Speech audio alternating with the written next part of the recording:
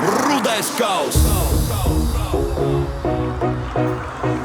Startautisks bērnu jauniešu futbola turnīrs.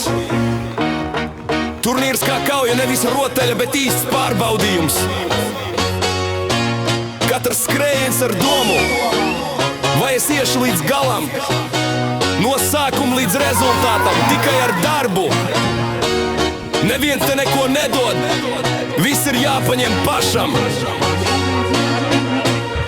Mēs veidojam sevi, kad triecamies pret sienām un nelūstam.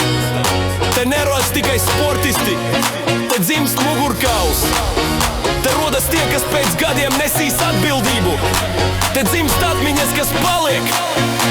Te dzimst spīts.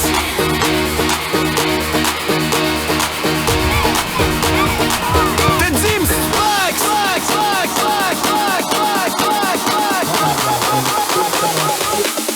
Rudais kauss.